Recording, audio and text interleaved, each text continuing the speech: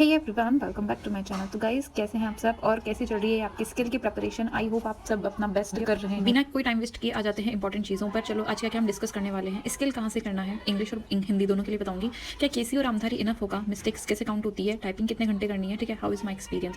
तो आ जाते हैं first thing which is skill कहाँ से करना है। आ जाते हैं पहली चीज़ पर जो है स्किल कहाँ से करना है। तो हम पहले हिंदी की बात कर लेते हैं। हिंदी के लिए आपको रामधारी पार्ट 1 करना है। अगर आपका रामधारी पार्ट 1 बहुत अच्छे से हो जाता है then go for Ramdhari part 2, या फिर आप मेवाड़ जो डिक्टेशन बुक आती है आप उससे भी जा सकते हैं, ठीक है, वो भी बहुत अच्छी बुक है।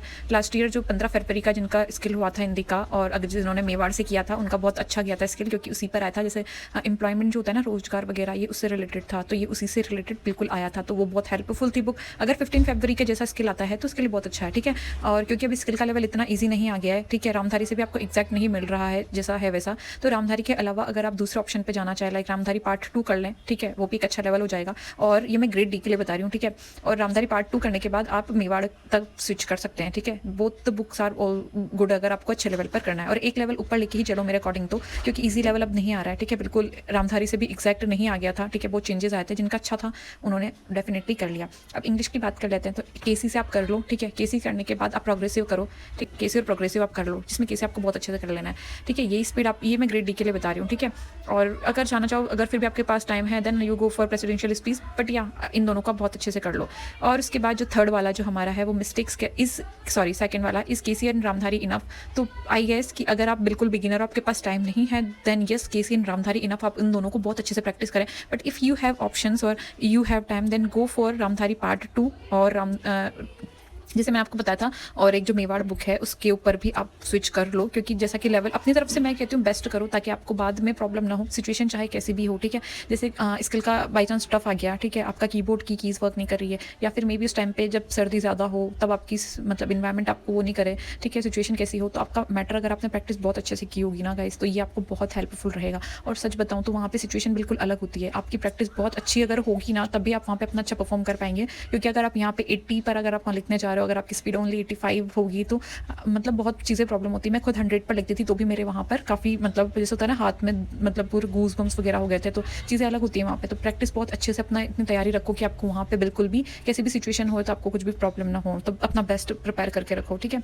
मिस्टेक्स कैसे काउंट होती है थर्ड वाले पर हम बात कर लेते हैं। तो गाइस, मिस्टेक्स जैसे आपने बहुत सारी वीडियोज़ देख ली होगी, बट फिर भी मैं आपको शॉर्ट में बता देती हूँ। अगर इंग्लिश में हो तो आपको पता है स्पेलिंग्स वगैरह की आप मिस्टेक करते हो, ठीक है, तो और या फिर हिंदी में आप कोई मात्रा वगैरह जैसे नहीं लगाते हो, ठीक है, तो उसकी हाफ मिस्टेक्स काउंट होती है। और इंग्लिश में एक मोर मिस्टेक जैसे होती है कि फुल स्टॉप के बाद आपको जो फर्स्ट वर्ड जो होता है ना, उसको आपको जो फर्स्ट लेटर होता है वो आपको कैपिटल लिखना होता है, उसकी भी हाफ मिस्टेक्स काउंट होती है, ठीक है। और उसके बाद अगर आप एक पूरा वर्ड मिस कर देते हो, ठीक है, हिंदी का हो या इंग्लिश का, तो उसके लिए पूरी एक मिस्टेक काउंट होती है, ठीक है। और जो आप थर्ड वाला जो है वो अगर आप एक वर्ड पर्टिकुलर कोई वर्ड है जैसे स्कूल है, उसे आप बार बार उसकी स्पेलिंग अलग जगह गलत लिख रहे हो और वो आपने 4-5-6 बार किया है वो चीज़, तो उसकी सिर्फ एक मिस्टेक काउंट होगी, बार बार 6 बार वो काउंट नहीं होगा, ठीक है। और यही चीज़ सेम हिंदी में होती है। अगर आपने कोई पर्टिकुलर वर्ड उसे गलत रिप्लेस करके उसे 5-6 बार गलत लिखा है पर सेम चीज़ की, तो वो भी आपका एक ही मिस्टेक काउंट होगा, ठीक है। फोर्थ वाला जो है शोरगुल के लिए sorry for guys, please ignore.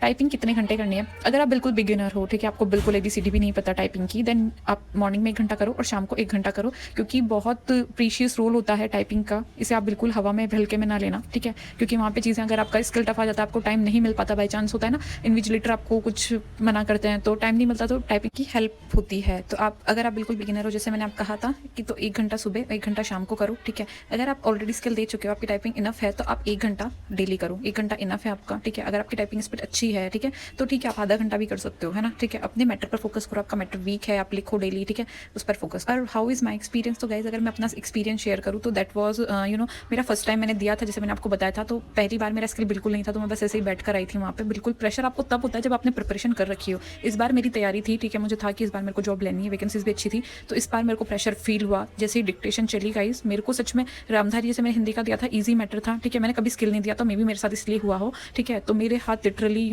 मतलब ऐसे कांपने लग गए थे, मतलब सर्दी भी शायद नहीं थी उस टाइम पे, बट फिर भी थोड़ा कांपने लग गए थे, बट फिर भी मैंने पूरा अपना ध्यान पूरा उसमें कंसंट्रेट करके स्किल दिया था। और बहुत सारे जो थे उनको गर्मी का बड़ा प्रॉब्लम हो गया था, क्योंकि उस टाइम पे क्या होता था गाइज कि जो आपका इन्वायरमेंट ना, पंखे वगैरह बंद करवा देते हैं, ठीक है, ताकि आवाज़ बिल्कुल भी नहीं आए और सीधा मैटर पर फोकस रहे। तो उसके कारण क्या होता है, हाथ में से पसीने निकलने लग जाते हैं, स्वेटिंग होने लग जाती है, ठीक है, जिसके कारण पेन फिसलने लग जाता है। तो ये चीज़ें मैं आपको पहले से अवेयर कर रही हूँ। अपना पूरा मतलब होता है ना कि फोकस रहें, कि अपना पेन की ग्रिप भी थोड़ी सी रखें, छील लें आगे से, ताकि वो फिसले ना। आपको ज़्यादा स्वेटिंग होती है ना तो आप सैनिटाइजर होता है ना स्प्रे करें अपने हाथों में और फिर वो एकदम सूख जाते हैं हाथ, तो वो आपको हेल्प कर सकता है।